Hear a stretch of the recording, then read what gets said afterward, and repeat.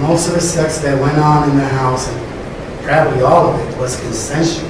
They would even ask me for sex many times. And I learned that these girls were not virgins from their testimony to me. These allegations about being forceful on them, that is totally wrong.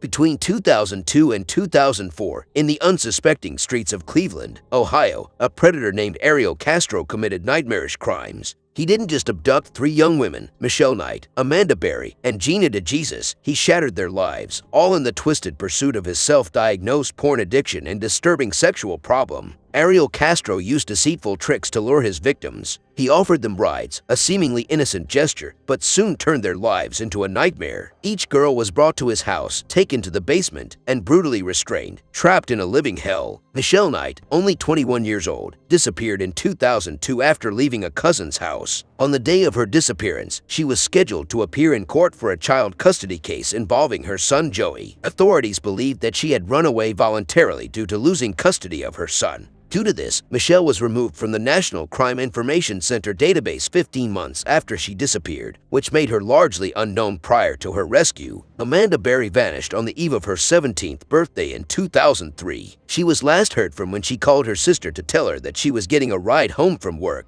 The FBI considered her a runaway until an unidentified male used her cell phone to call her mother. He said, "I have Amanda. She's fine and will be coming home in a couple of days." In 2004, self-proclaimed psychic Sylvia Brown told Berry's mother that Amanda was dead and that she was in water. The reading devastated her mother. Gina DeJesus, aged just 14 years old, disappeared in 2004 and was last seen at a payphone. She was friends with Castro's daughter Arlene, and the day Gina disappeared, the girls were organizing a sleepover. The two had called Arlene's mother, Grimelda Figueroa, for permission, but Figueroa said Arlene could not go and the two girls parted ways. Arlene was the last person to see Gina before her disappearance. Castro offered Gina a ride home and she accepted, thinking she was in the safe hands of a friend's father. Little did the girls know the horror that awaited them. As we delve deeper into this nightmare, we must respect the privacy of Amanda and Gina, who have chosen to keep their experiences mostly hidden. Instead, we'll share Michelle's harrowing account, where Castro subjected her to unimaginable physical, mental, and emotional torment. After luring her into his home, Castro tied Michelle Knight's hands and feet together and pulled her up using her hands, feet, and neck. He took her to the top floor of his house and left her there for 3 days without food. For years, these young women were locked away in separate rooms, subjected to daily abuse, and denied basic human rights like food, water, showering, and going to the toilet. Their diaries reveal a grim reality of despair, abuse, and longing for freedom. Some of the many entries include forced sexual abuse, being locked in a dark room, anticipating the next session of abuse, dreams of someday escaping and being reunited with family, being chained to a wall, Castro's threats to kill them, and being treated like an animal. Castro's monstrous acts went even further though. He impregnated Michelle repeatedly and brutally beat her to induce miscarriages. She would require facial reconstruction surgery due to the beatings that she endured and lost hearing in one ear. Castro even killed her pet dog by snapping its neck after it bit him while trying to protect Knight. On Christmas Day 2006, he forced Michelle to assist in the birth of Amanda's child. He told Michelle that if the baby did not survive, neither would she. Gina told law enforcement that she was our pet, but that she was never impregnated. May 6, 2013 marked the day the women's torment finally ended. Castro left the house on that day and Amanda realized that he hadn't locked the big inside door. However, the exterior storm door was bolted shut. She noticed an opportunity, but she didn't want to make a brazen escape or attempt to break through the outer door because she thought Castro might be testing them. Ariel had tested the girls before by leaving the house partially unlocked and its exits unsecured. He would watch and wait. If they attempted to escape, he beat them. Amanda came up with an idea and screamed for help as soon as she saw other people through the screen. The neighbor, Angel Cordero, responded to the screaming, but unfortunately for Amanda, he spoke very little English. Luckily, another person saw the commotion, Charles Ramsey. He came to the house's front door and together they kicked a hole through the bottom of it. Berry crawled through, carrying her daughter with her. She told the men that she and her child were being kept inside the house against their will. They called 911, but Berry's first call to 911 was shockingly hung up on by a first responder. 911, you need... Hello, please. Help me, I'm Amanda Berry. You need police, fire, or ambulance. I need police. Okay, and what's going on there? I've been kidnapped and I've been missing for 10 years and I'm here, I'm free now. Okay, and what's your address? Seymour Avenue. Seymour, looks like you're calling me from 20. Hey, stay there with those neighbors. Talk to the police when they get there. Okay. Hello? Yeah, talk to the police when they get there. Okay, all right. I'm going right now. We're going to send them as soon as we get a car open. No, I need them now before we get back.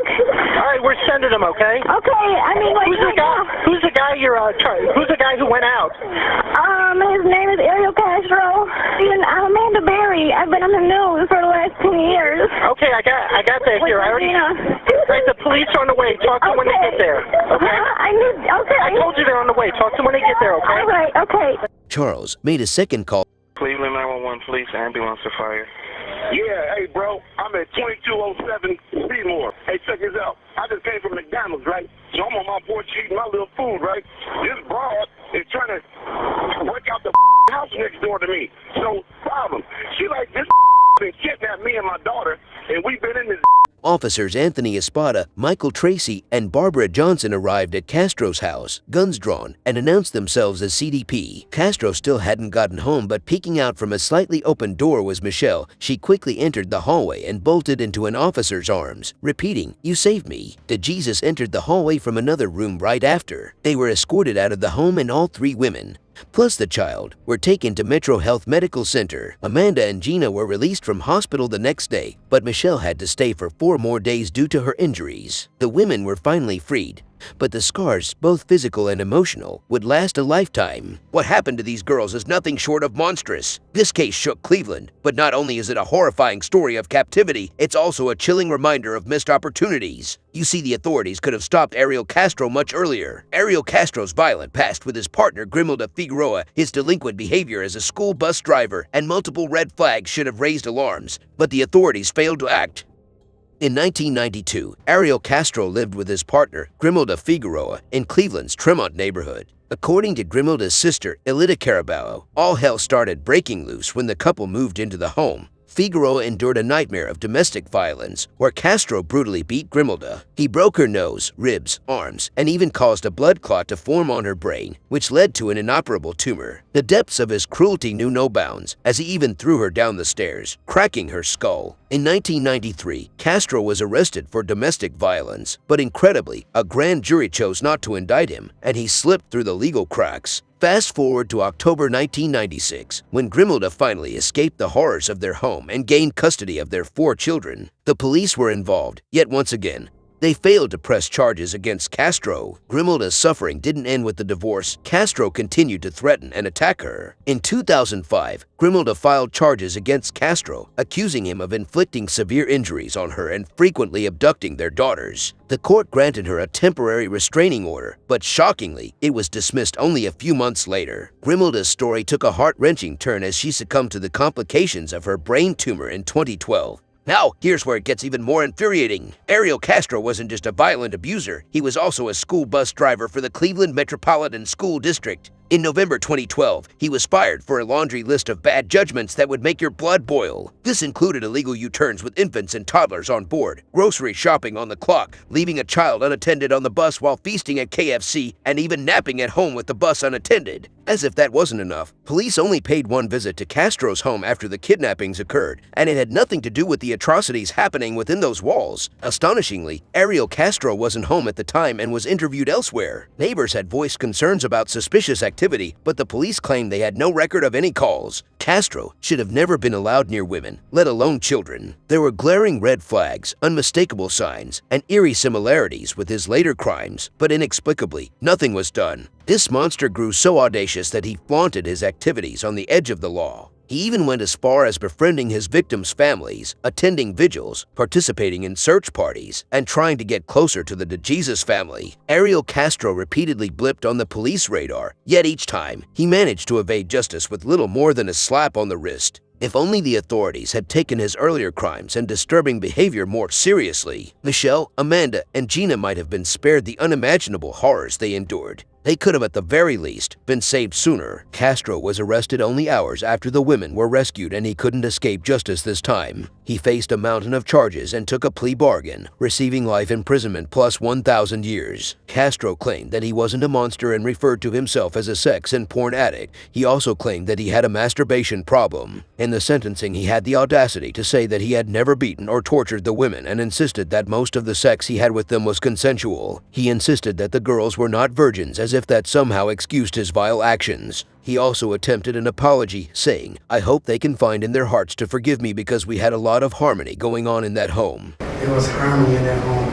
I just hope that they find it in their hearts to forgive me. Just 1 month into his sentence, Ariel Castro took his own life, leaving behind a haunting suicide note in which he discussed the abductions and wrote that his money and possessions should be given to the kidnapped women. The Ariel Castro kidnappings are a stark reminder that monsters can lurk among us, and sometimes the signs are glaring. If only the authorities had taken his earlier crimes more seriously, the lives of Michelle, Amanda, and Gina might have been spared this unimaginable ordeal. If you found this story as chilling as we did, don't forget to hit that like button and subscribe for more spine-tingling true crime stories. Thanks for joining us on this dark journey.